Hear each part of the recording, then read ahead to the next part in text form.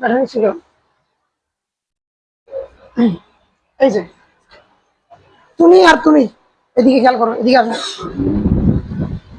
এই যে আমাদের যে ফিউজটা দেখতে পাইতেছো বড়, এখানে অনেকগুলো কম্পোনেন্ট আছে, ছোট রেজিস্টার আছে, ক্যাপাসিটর আছে, বড় একটা কম্পোনেন্ট আছে, এটা কি ফিউজ।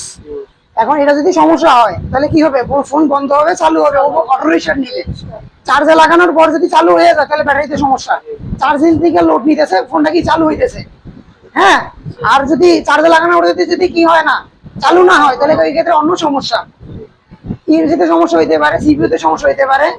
এই ধরনের সমস্যাগুলো আমরা কিভাবে সমাধান করব, এই যে ফিউজটা আছে এক মাথা থেকে আরেক মাথা কি করবো, জাম্পার করে দিব, জাম্পার করে দিব, ঠিক আছে। করতে পারবো না, তোমাদের পরশুদিন ওদের ক্লাস সুন্দর করে বুঝাই দিছি, আজকেও ওরকম ভাবে বুঝাইলাম।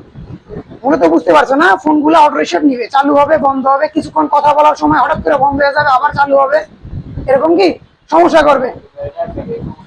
হ্যাঁ, ব্যাটারিতে সমস্যা, হয়তো ব্যাটারি চেঞ্জ করা লাগবে, নয়তো কি ফিউজ শর্ট করে দিলে কাজ হয়ে যাবে। যদি ব্যাটারি ভালো থাকে, ফুলা না থাকে, তাহলে কি তোমরা ফিউজটা কি করে দিবা, শর্ট করে দিবা, শর্ট করে দিলে কি হয়ে যাবে, সমাধান হয়ে যাবে।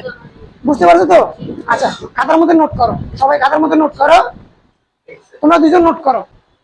আর পরশুদিন ক্লাস হয়েছিল সিম বেস কিভাবে লাগাইতে হয়, খুলতে হয়, সবার সামনে বোর্ড আছে না, আরেকবার করে চেষ্টা করো আজকে। হ্যাঁ, আচ্ছা আরেকবার লাগাও। আজকে ক্লাস হবে কি, কম্পোনেন্ট কিভাবে উঠাইতে হয়, লাগাইতে হয়, এগুলা দেখাবো, ঠিক আছে। সবাই আগের আগের রিভাইজ করো, আগের ক্লাসে যা যা করা হয়েছে সিম বেস উঠাও আবার লাগাও। আরে দাঁড়াও, থিনার দিতেছি। তোমরা দুইজন খাতা আনছো না, খাতার মধ্যে লেখো, এই যে লেখাই দিছি, এটা লেখো। থিনার কার লাগবে ধরো, কিরকম